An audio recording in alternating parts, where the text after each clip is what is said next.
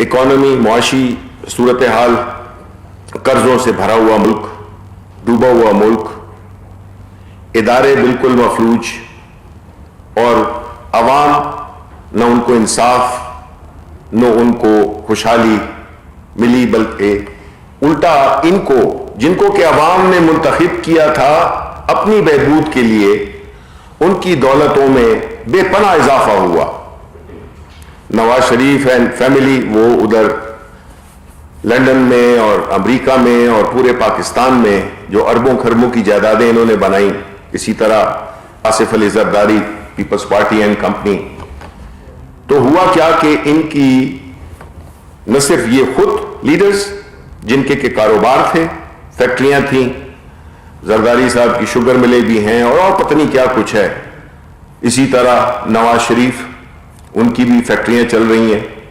एक फैक्ट्री थी जब सियासत में आए, फिर 29 फैक्ट्रीज बन गई। लेकिन अवाम का क्या हुआ? उनको एक मसनूई झलक दिखा दी गई और अमली तौर पे कुछ भी नहीं हुआ। इदारे जो कि असल सुतून होते हैं किसी भी रियासत के, किसी भी हुकूमत के, उनको उन्होंने कोई तवज्जो नहीं दी, बल्कि उन इदारों को इस्तेमाल किया अपने जाती मकासद को आगे बढ़ाने के लिए। और ये सारा कुछ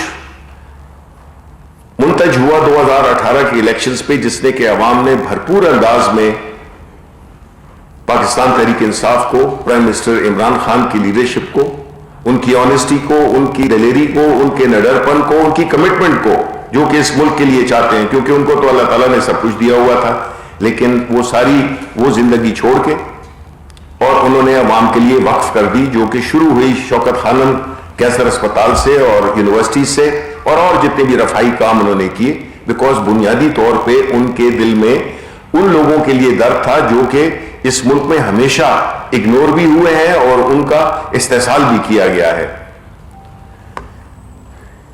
इस दौरान में जो हमने कोशिश की कि इस मुल्क में जो पार्लियामेंट है उसमें आने वाले लोगों के लिए एक मायार हो, एक ऐसा तरीक़ाकार हो जिसमें कि पैसे की सियासत ना हो और काबिलियत अहलियत की बुनियाद पे लोग पार्लियामेंट में आए और अवाम के मफाद के लिए वो कानून साजी भी करें और उनके लिए आवाज भी बुलंद करें।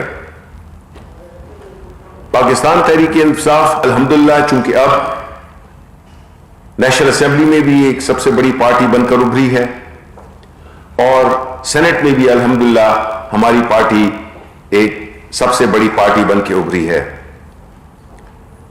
और जो वजह है वो बुनियादी तौर पे वो नजरिया, वो जुस्तजू जो कि अवाम के लिए है, उन्होंने हमें इस सूरत में पहुंचाया।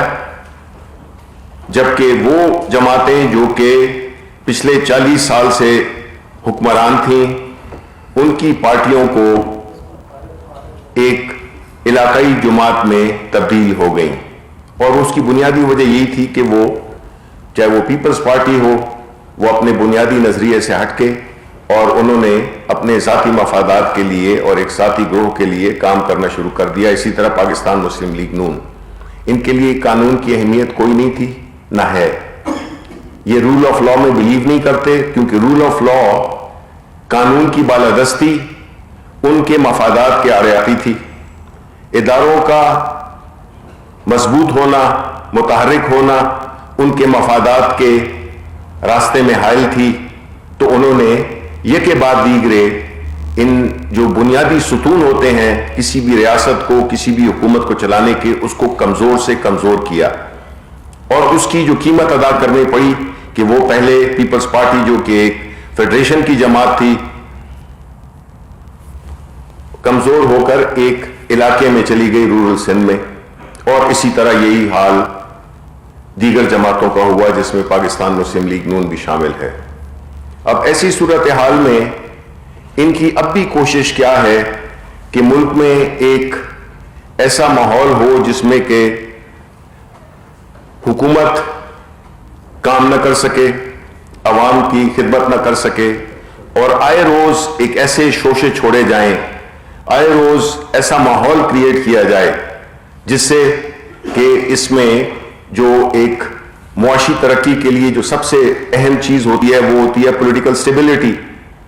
اب پولیٹیکل سٹیبلٹی جب نہیں ہوگی تو اس کا نقصان کس کو پہنچے گا؟ ملک کو پہنچے گا اور عوام کو پہنچے گا۔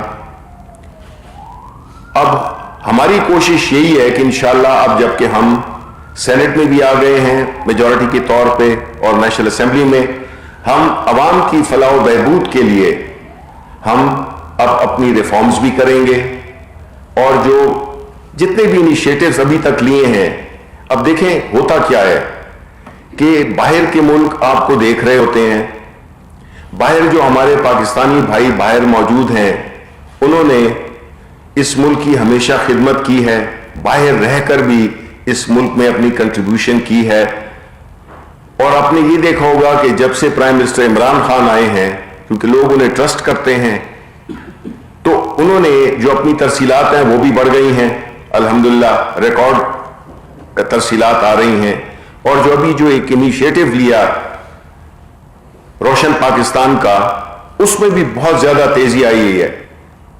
670 ملین ڈالرز جب سے بھی شروع ہوا ہے، میرا خیال ہے کہ ایک مہینہ 1.5 مہینہ بھی نہیں ہوا، اور اس میں یہ ترسیلات آ رہی ہیں۔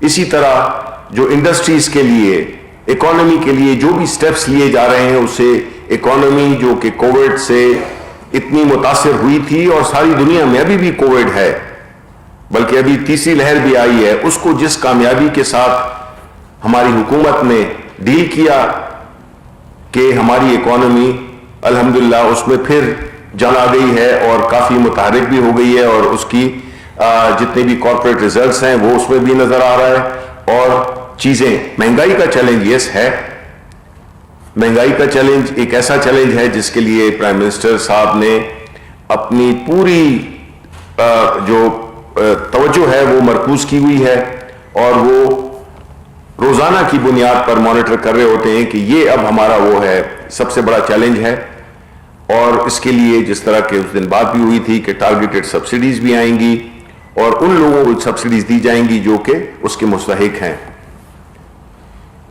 اب جو آتے ہیں الیکشن پہ، تو الیکشن میں جو بھی باتیں اپوزیشن کر رہی ہے، ابھی سعید غنی صاحب لگے ہوئے تھے جو پیپلز پارٹی کے میرا خیال ہے رستو ہیں، وہ اس باتوں کا ذکر کر رہے تھے کہ کیا ہوا۔ دیکھیں جو نیشنل اسمبلی میں ہوا اس کا جو ری ایکشن تھا عوام کا وہ اس میں نہیں دہرایا گیا۔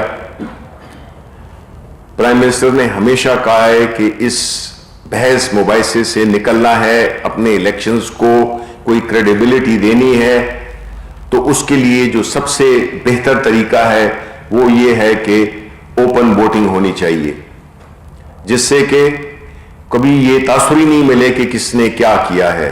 جس کو مخالفت کرنی ہے وہ کھل کر مخالفت کرے۔ اس کے لیے ہم نے لیجسلیشنز بھی کی، نیشنل اسمبلی میں بھی بل جمع کرایا، عدالت میں بھی گئے، آرڈیننس بھی کیا، مقصد یہی تھا۔ لیکن چونکہ اپوزیشن جو کہ اپنے چارٹر آف ڈیموکریسی میں کہتی آئی ہے کہ ووٹس جو ہے تو وہ آزاد اوپن ہونے چاہیے، لیکن اس موقع پہ انہوں نے اس کی بھرپور مخالفت کی، اور یہ جو مخالفت تھی اس کی وجہ یہ نہیں ہے کہ سمجھ میں نہیں آتی، اس کی بنیادی وجہ یہی تھی کہ جو ان کی پالیٹکس ہے، جو ان کی سیاست ہے، وہ پیسے کے زور پہ ہے، دھونس کے زور پہ ہے، مختلف قسم کی چیزیں کرنی جو کہ غیر قانونی ہوں وہ کرتے ہیں۔ اب جو کل کا اجلاس ہوا جس میں کہ ووٹنگ ہوئی، اس کو اگر پرائم منسٹر صاحب کی بات مان لیتے، یہ جس میں پرائم منسٹر صاحب نے کہا تھا کہ یہ آپ کے فائدے کے لیے بھی ہے، یہ سب کے فائدے کے لیے ہے، ورنہ بعد میں آپ روئیں گے، اور وہی ہوا کہ اب جو ہے تو کبھی عدالتوں کو، یعنی سوچ لیں آپ کہ رضا ربانی صاحب جو کہ ایک لائر ہیں، فاروق نائک جو کہ ایک لائر ہیں، کوئی طارر صاحب بھی اب آئے ہیں وہ بھی لائر ہیں، جتنے بھی ان کے لائرز تھے وہ وہاں پہ بیٹھے ہوئے تھے، انہوں نے سارا سب کچھ دیکھا، اور جس طریقے سے ایک بات ہمیں سمجھ میں نہیں آئی، اور وہ بات کیا ہے کہ یہ کیا وجہ ہے کہ آیا جنہوں نے یوسف رضا گیلانی کو ووٹ دینا تھا وہ ان سے اتنی محبت کرتے تھے کہ انہوں نے اس کے نام پہ سٹیمپ لگایا، جو 7 لوگ تھے۔ صادق سنجرانی کے ساتھ جو باقی اپنے جو ان کے جو سپورٹر تھے، انہوں نے صادق سنجرانی کے نام پہ کیوں نہیں لگایا؟ یہ سوال تو بنتا ہے نا، جو کہ اتنی باتیں کر رہے ہیں وہ یہ تو بتائیں کہ یہ کیا ہوا۔ یہ تو ایک کلیئر میسج تھا جنہوں نے کہ سمجھتے ہوئے، ہر کلپس بھی موجود ہیں جس میں کہ بڑے واضح طریقے سے بتایا گیا کہ آپ نے ووٹ کہاں پہ لگانا، اسٹیمپ کہاں پہ لگانی ہے۔ تو یہ تو نہیں ہم کہہ سکتے کہ جو صادق سنجرانی کے ووٹرز تھے وہ بہت ہی زیادہ انٹیلیجنٹ تھے کہ وہ تو سمجھ گئے، اور جو یوسف رضا گیلانی کو ووٹ دینا چاہتے تھے وہ اتنے سمجھدار نہیں تھے کہ انہوں نے اس کے نام پہ ووٹ اپنا دیا۔ یہ اس قسم کی باتوں سے کچھ بھی حاصل ہونے والا نہیں۔ یہ ساری چیزیں جو آپ نے کل دیکھیں، اس سے یہی ظاہر ہوتا ہے کہ ہم نے یہ تو جو سینٹ آف پاکستان ہے جس نے کہ الیکشن یہ کنڈکٹ کروایا، تو اس میں چیزیں بہت واضح تھیں۔ اگر آج کوئی یہ کہتا ہے کہ جی ہمیں تو سمجھ میں نہیں آئی، تو میں ان کی کیا کہہ سکتا ہوں کہ ان کی عقل پہ روئے، ان کی جو آرگومنٹس ہیں، جو نیریٹو وہ بنانے کی کوشش کر رہے ہیں، جس طرح سے اس الیکشن کو کنٹروورشل بنانے کی کوشش کر رہے ہیں، تو میرا خیال ہے کہ ان کو اب آگے دیکھنا ہوگا۔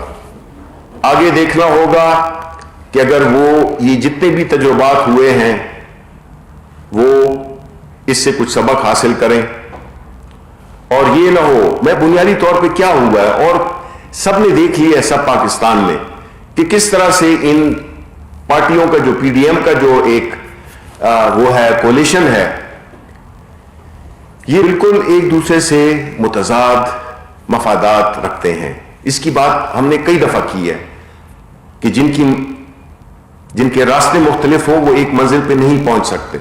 یہ ایک ڈھکوسلا تھا پی ڈی ایم کا، جس میں کہ یہ پریشر ڈالنا چاہتے تھے حکومت پہ، اور ان کا کوئی مقصد نہیں تھا کہ ان کو جو ذاتی ریلیف ہے وہ مل جائے این آر او کی صورت میں، اور ان کا کوئی مقصد نہیں تھا نہ عوام کی بہتری نہ عوام کی سوچ۔ اگر کرنا ہوتا تو ان کو 30 سال 40 سال ان کو موقع ملا ہے، جس سے کہ یہ مستفید ہوئے ہیں اور ملک نیچے گیا ہے۔ یہ چھرا تھا جو کہ پاکستان مسلم لیگ نون نے پیپلز پارٹی کی پیٹھ میں مارا، اور پیپلز پارٹی نے چھرا مارا مولانا فضل الرحمان کے، کیونکہ جو ووٹ کا جو پیٹرن نظر آیا جس طرح کے ڈپٹی چیئرمین کو، تو اس میں یہ واضح ہو گیا کہ یہ پارٹیاں آپس میں نہیں چل سکتی۔ اسی وجہ سے جو بلاول بھٹو اور طلال چودھری کے درمیان جو مکالمہ ہوا ہے، جس میں کہ نیوٹرل کی بات ہوئی اور تنظیم سازی کی بات ہوئی، یہ اس بات کا مظہر ہے کہ یہ آپس میں ایک دوسرے کے لیے نہ سنسیئر ہیں نہ تھے۔ ان کے جو اختلافات ہیں وہ سامنے آ چکے ہیں، اور ان کی جو ایک منفی سیاست تھی وہ بھی پورے پاکستان کو نظر آ گئی۔ اب آخر میں ہم یہی چاہتے ہیں کہ یہ ملک ترقی کرے انشاءاللہ تعالی۔ اب سٹیبلٹی آ گئی ہے، چاہے کوئی لانگ مارچ کرتا ہے شارٹ مارچ کرتا ہے، اس کی ابھی کوئی پرواہ نہیں ہے۔ لانگ مارچ کرتے ہیں بڑے شوق سے کریں، پہلے بھی انہوں نے کیا تھا، پہلے بھی انہوں نے یہ دھمکیاں دی تھیں، بڑے شوق سے کریں، لیکن فرق اس دفعہ یہ ہوگا کہ ہم ان کو ایک گملہ بھی نہیں توڑنے دیں گے۔ یہ آئیں اسلام آباد میں آئیں، ذرا دکھائیں جس طرح کی ان کی پہلی فیز فیل ہوئی, عوام نے پذیرائی نہیں کی. اس دفعہ بھی انشاءاللہ عوام ان کی پذیرائی نہیں کریں گے, اور یہ جو ایک پی ڈی ایم کی صورت میں جو ایک مفادات کا ٹولہ جو کہ عوام کو استعمال کر کے اپنے ذاتی مفادات کی جنگ میں مصروف ہے, انشاءاللہ تعالی انہیں ناکامی ہوگی اور حق کی فتح ہوگی. شکریہ. صاحب آپ نے جو پہلے کہا اور پارٹی کے لیڈر نے پریس کانفرنس کی اس میں بھی انہوں نے دہرایا کہ ہر حربہ استعمال کریں گے سینیٹ الیکشن جیتنے کے لیے. کیا بتائیں گے وہ کون سے حربے آپ نے استعمال کیے؟ کیا کوئی خرید و فروخت کوئی بہت ہوا یا کیا تھا؟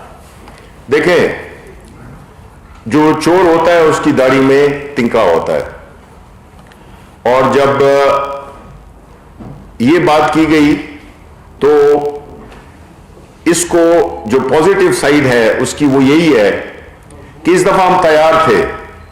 ہم جو چور ہیں, جو کہ ووٹ خریدتے ہیں, جو کہ ووٹ بیچتے ہیں, اس پہ ہماری نظر تھی, اور ہم نے ہر وہ حربہ استعمال کیا جس سے کہ یہ الیکشن شفاف ہو. ہر وہ قانونی, ہر وہ آئینی, ہر وہ سیاسی, ہر وہ اخلاقی. دیکھیں, ہماری پارٹی کی بنیاد ہی اخلاقیات پہ ہے, لیکن جس طرح میں نے کہا کہ یہ اخلاقیات کا مطلب یہ نہیں ہے کہ وہ ہمیں ایک تھپڑ ماریں اور ہم مسلمان ہیں, یہ نہیں ہے کہ ہم دوسرا گال آگے کریں. یہ نہیں ہو سکتا کہ ہم ان کی جو بھی وہ غلط کام کرتے ہیں تو ہم ان کو روکیں نہیں. قانون, چونکہ حکومت ہماری ہے, ہماری رسپانسبلٹی ہے کہ چیزیں قانون کے مطابق چلیں, آئین کے مطابق چلیں. اور ہم نے یہ کل ثابت کیا کہ جو کل کا الیکشن ہوا اس میں کوئی ایسی بات نہیں کی, ہم نے کوئی سٹیپ نہیں لیا جس سے کہ یہ تاثر مل سکے کہ ہم نے الیکشن کو انفلوئنس کرنے کی کوشش کی ہے. یہ سوالات اب پیچھے رہ جانے چاہیے. اب آپ کو آگے کی طرف دیکھنا ہوگا, اس ملک کو سٹیبل کرنے کے لیے, جو کہ الحمدللہ وہ ہو رہا ہے. ہماری اکانومی ریوائیو کر رہی ہے, اور اب ہمارا جو محور ہے وہ عوام اور ان کی جو تکالیف ہیں ان کو دور کرنا, سروس ڈیلیوری کو بہتر بنانا, گورننس کو بہتر بنانا, یہ اب ہمارے چیلنجز ہیں. اب پی ڈی ایم جو ہے تو وہ پیچھے رہ گئی ہے, وہ ایک ماضی کا حصہ ہے, قصہ پارینہ ہے, ان کی تدفین ہو چکی ہے. سو اس لیے ان کی باتوں کو اب ہم دوبارہ نہیں, اور ہم اس میں انگیج ان کو نہیں کریں گے. ہاں, ان کو چاہیے کہ جو بھی انہوں نے اس ملک کے ساتھ وہ کیے ہیں اس کا آ کے کفارہ ادا کریں, عوام سے معافی مانگیں, اور ایک نئی اننگز کا آغاز کریں, جو کہ بڑا مشکل نظر آتا ہے, لیکن کم از کم کوشش تو کرنی چاہیے ان کو. جواد صاحب, بنیادی طور پر دو حصے, ایک سوال کے اور پھر ایک چھوٹا سا سوال الگ سے ہوگا. کل جو ہوا وہ ساری دنیا نے دیکھا, ہم نے بھی دیکھا, آپ نے بھی دیکھا. نہ آپ بدل سکتے ہیں نہ ہم بدل سکتے ہیں اس کو, لیکن اس میں ایک بات تو یہ لگتی ہے کہ 7 ووٹ ایک ہی طرح پول کرنے کا مطلب یہ کہ کہیں نہ کہیں کوئی نہ کوئی ڈیل ہوئی, اور اس کے ترازم میں پھر جو کچھ بھی ہوا اس کے بعد کیا یہ زیادہ مناسب نہیں ہوگا کہ حکومت, جو ہم نے ماضی میں دیکھا ایف اے ٹی ایف کے قانون سازی کے ایک حصے میں تو اس نے اپوزیشن سے مذاکرات کیے تھے, دوسرے حصے میں کوئی سنجیدہ کوشش نہیں کی تھی, وہ الیکٹورل ریفارمز کی طرف جائے اور اپوزیشن کے ساتھ بیٹھے. کیا آپ اس پر تیار ہیں؟ اور جو دوسرا سوال ہے چھوٹا سا, وہ ایک ذاتی سا ہے, میں اس کو بہت مناسب نہیں سمجھتا, لیکن چونکہ الزامات کر رہے ہیں کہ سیکریٹری سینٹ آپ کے قریبی رشتے دار ہیں, تو اس کی بھی وضاحت کر دیجیے. دیکھیں, پہلی بات تو جہاں تک کہ حکومت کا ہے, ہم نے یہ انیشیٹ کیا تھا, ہم نے اس کی ابتدا کی تھی. حالانکہ ذکر انہوں نے کیا تھا اپنے چارٹر آف ڈیموکریسی میں الیکٹورل ریفارمز ہونی چاہیے, اور پرائم منسٹر صاحب نے تو ہمیشہ فلور آف دا ہاؤس پہ بھی یہ بات کی ہے کہ آپ آئیں, ہم آپ کے ساتھ مل کے بیٹھتے ہیں, اور ہم ہر ایک جو عوامی مفاد کا, جو ملکی مفاد کے جو ایشوز ہیں اس پہ بات چیت کرتے ہیں. الیکٹورل ریفارمز ہو گئیں, جوڈیشل ریفارمز ہو گئیں, اکانومی کی ریفارمز ہو گئیں, یہ سارا کچھ کے لیے ہم تو تیار ہیں,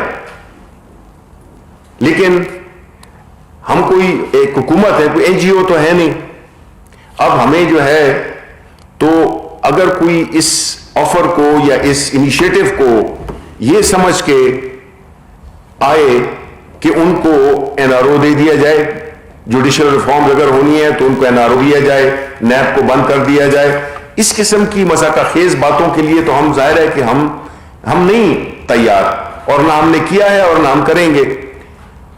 تو اپوزیشن اگر اپنے ذاتی مفادات سے ہٹ کر ملک کی مفادات کے لیے کوئی بھی قانون سازی کرنا چاہتی ہے، ہمارے ساتھ کوپریٹ کرنا چاہتی ہے، یہ جو ہم نے کہا اکانومی کی ریفارمز میں، جوڈیشل ریفارمز میں، الیکٹورل ریفارمز میں، تو ہم تو اس کے لیے یہ ہم تو رسپیکٹ کرتے ہیں پارلیمنٹ کی، اور یہ پارلیمنٹ تبھی اپنے وقار کو ریسٹور کر سکتی ہے جب ہم عوام کے مفاد میں فیصلے کریں، ان کے لیے ایسی قانون سازی کریں جس سے کہ ملک بھی آگے جائے، اور یہ جو ہمارا جو ملک میں عوام ہے ان کو وہ بھی خوشحالی دیکھ سکیں. سر ایک دو سوال ہے اور ایک آپ کو یاد دہانی کرانی ہے.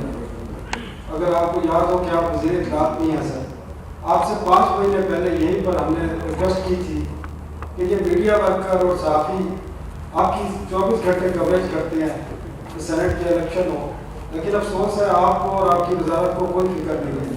ہم نے ویکسین کا کہا تھا، پیسے دینے کو تیار ہیں، آج تک کسی جگہ پہ آپ نے آواز اٹھائی نہ کہیں پر NCOC میں بات ہوئی، اور آج بھی یہ ورکر کئی گھروں میں بیمار پڑے ہیں، اور ایک چینل میں 14 مہینے سے تنخواہ نہیں ملی اور باقی میں بھی یہی حال ہے.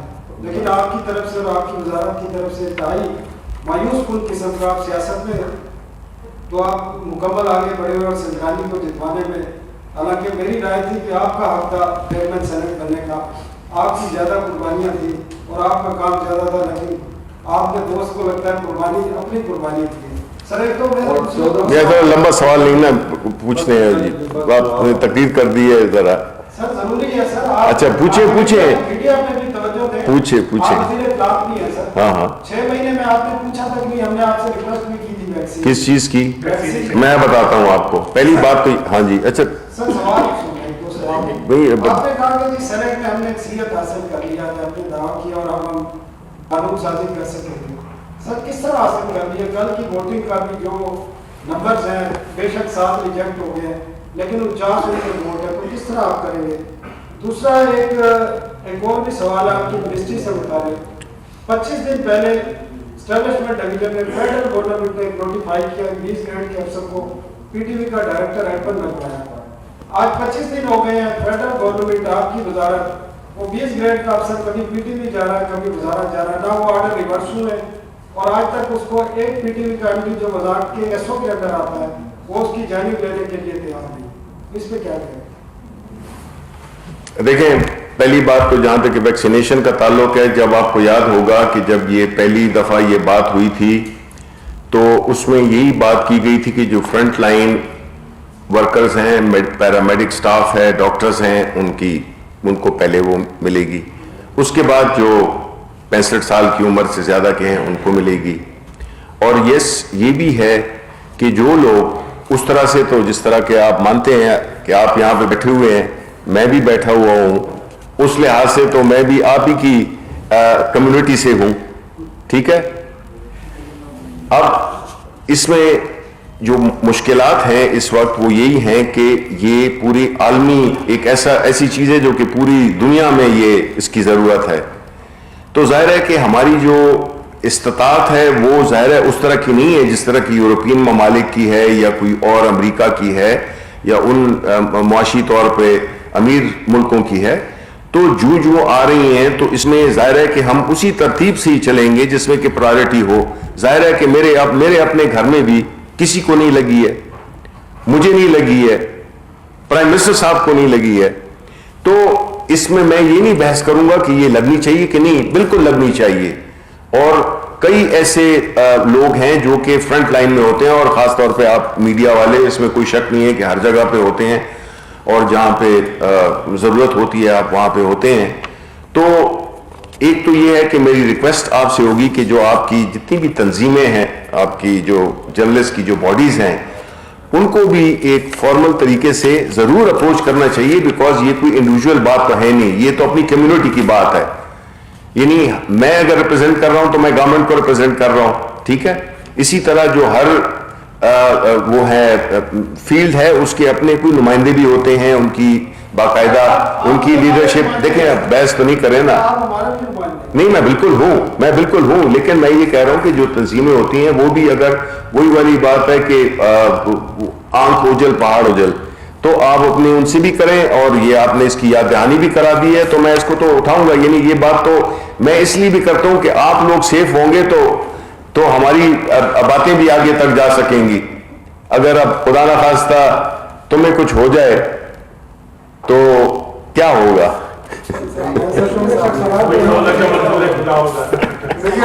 اچھا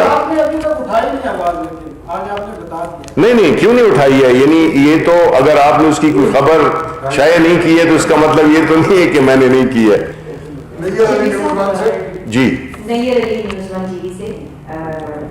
آپ نے کہا کہ اور یہ بات ہو رہی ہے کہ سنجانی صاحب کی کامیابی کے لیے حکومت نے ہر حد کا استعمال کیا ہے, ہر ممکن طریقہ آئینی اور قانونی.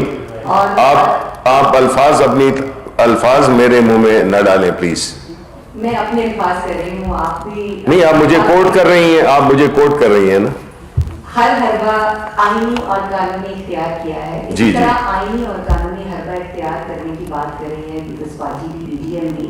تو اگر عدالتیں یوسف رضا گیلانی صاحب کو کامیاب قرار دے دیتی ہیں تو کیا آپ تسلیم کریں؟ دیکھیں جی تحریک عدم اعتماد لانے کی بات بھی ہو رہی ہے. اگر ایسا کچھ ہوتا ہے تو حکومت کا رد عمل کیا ہے اس پہ؟ کیمروں کے نکلنے پہ بھی حکومت پر ذمہ داری آئی تو اس تحقیقات کے لیے کیا اقدامات کیے جا رہے ہیں؟ اسی میں سینٹ اور قومی اسمبلی کی کارروائی کسی عدالت میں کی جا سکتی ہے؟ دیکھیں پہلی بات تو یہ ہے کہ جو آرٹیکل 69 اور اس پہ کئی جو لیگل ایکسپرٹس ہیں ان کا یہ ایک کنسیڈرڈ اوپینین ہے کہ جو پارلیمنٹ کی, بیکاز دیکھیے اس کو آپ نے دو چیزوں میں تقسیم کرنا ہے.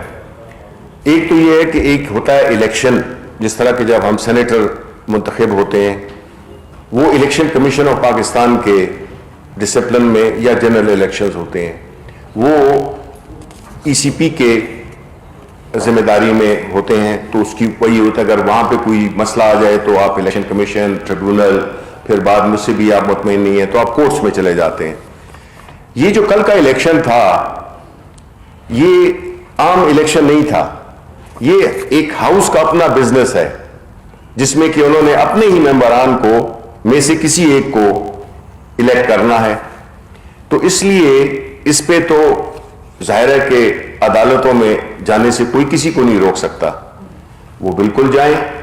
لیکن جو فیکٹس ہیں, جو حقیقت ہے وہ یہی ہے کہ جو ہمارے جو سینٹ کے اندر کا جو انتخاب ہے وہ ہمارے ہاؤس کی, ہمارے رولز کے مطابق ہے اور اس کو باہر نہیں لے جایا جا سکتا. اور آپ کا کیا تحریک عدم اعتماد, دیکھیں جی جہاں تک کہ ہم کہتے ہیں نا کہ وہ ہر حربہ استعمال کریں جو کہ قانونی ہو, جمہوری ہو. عدم اعتماد لانا بالکل حق بنتا ہے اپوزیشن کا, بالکل وہ لائیں. اس وقت جب آئے گی تو اس وقت ہم اس کا مقابلہ کریں گے. اس کے لیے بھی کل بھی میں نے کہا تھا کہ بالکل کمیٹی بنے گی اور وہ پوری تہ تک جائے گی کہ یہ کیسے ہوا اور یہ کس نے کیا, یہ بڑا اہم ہے. جی سر میرا سوال آپ سے یہ ہے کہ آپ نے ابھی کہا کہ وزیر اعظم ہر دن جو ہے وہ مہنگائی کے حوالے سے مانیٹرنگ کر رہے ہیں, جی, لیکن ہم یہ دیکھ رہے ہیں کہ وزیر اعظم مانیٹرنگ کر رہے ہیں لیکن مہنگائی کم نہیں ہو رہی. آج بھی اگر دیکھا جائے تو سینسٹیو پرائس انڈیکیٹر جو ہے وہ ہمیں بتاتے ہیں کہ مہنگائی کی اس وقت جو شرح ہے وہ 13.48% تک پہنچ گئی ہے, گزشتہ ہفتے 15% تک تھی. تو کیا کچھ سنجیدہ اقدامات خاص طور پہ ہمیں نظر نہیں آ رہے حکومت کے, کیونکہ عام آدمی کا مسئلہ نواز شریف زرداری نہیں ہے, عام آدمی کا مسئلہ 2 وقت کی روٹی ہے. اگر اس کو 2 وقت کی روٹی سستی میسر آ جائے تو کیا حکومت یہ کام کرنے کے لیے جو ہے وہ کوئی سنجیدہ اقدامات کرے گی؟ دیکھیں پہلی بات تو یہ کہ حکومت کیوں نہیں کرے گی. حکومت آئی ہے عوام کے ووٹوں کے ذریعے, حکومت آئی ہے عوام کے لیے, ہم ان کے نمائندے ہیں اور یہ ہمارا فرض بنتا ہے یہ کوئی ہمارا احسان نہیں ہے, ہمارا فرض بنتا ہے کہ ہم ان کی زندگیوں میں آسانیاں پیدا کریں بجائے اس کے. لیکن ہمیں یہ بھی دیکھنا ہوگا کہ اس کی مہنگائی کی, دیکھیں ہر چیز جب ہوتی ہے یا تو ہونا کہ ہم کہیں کہ ہمیں وجہ ہی نہیں پتا کہ کیوں ہو رہی ہے مہنگائی. ایک تو جو ہماری جو اشیاء خورد کی کچھ چیزیں ہیں جس میں کہ بدقسمتی سے ایسا ایک وہ ہے جس میں کہ دالیں ہو گئیں, گھی ہو گیا, پیٹرول ہو گیا, بجلی ہو گئی, یہ ساری چیزیں جب مہنگی ہوتی ہیں تو وہ مہنگائی ٹرانسفر ہوتی ہے.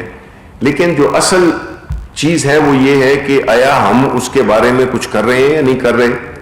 پوری ہماری ہر طرح سے ایڈمنسٹریشن کے لحاظ سے اور اس سے ضروری نہیں ہے, لیکن میں اتنا ضرور کہوں گا کہ یہ عارضی چیزیں ہیں جو کہ انشاءاللہ عنقریب بہت ہی اس میں آسانیاں پیدا ہوں گی. تو یہ حکومت اس سے غافل نہیں ہے, حکومت اپنے تئیں پوری کوششیں کر رہی ہے, اور کئی ایسے ممالک تھے جس میں کہ انفلیشن ریٹس پتہ نہیں ہزاروں % میں بھی گئے ہیں, لیکن الحمدللہ ہم نے اکانومی کو سٹیبلائز کر دیا ہے. ہم نے جو اس کی جو اسٹرکچرل چینجز تھیں وہ انڈر وے ہیں. تو ہم یہی سمجھتے ہیں کہ اب دیکھیں اسٹیٹ بینک کو جو رول دیا گیا ہے اس سے بھی ہم یہی امید کرتے ہیں کہ جو انشاءاللہ انفلیشن ہے, اسٹیٹ بینک کا کام بنیادی طور پہ انفلیشن کو کنٹرول کرنا ہوتا ہے, اور ہم نے اس کو مزید امپاور کیا ہے اسٹیٹ بینک کو کہ وہ مہنگائی کو کم کر سکے. جی سر, جی سے انتظار ہے. جی میرا سر سوال یہ کہ جیسے آپ یہ کہہ رہے تھے کہ یہ ہاؤس کے اندر کا معاملہ ہے, الیکشن کروائے گئے اور رزلٹ آپ کے سامنے, لیکن ایسی نظیریں ملتی ہیں کہ پروسیڈنگ جو ہے وہ چیلنج ہوئی ہیں, اور ایک نظیر آصف زرداری پروڈکشن آرڈرز کی بھی ہے کہ جب سندھ ہائی کورٹ نے فیصلہ دیا تھا تو وہ بھی سامنے ہے.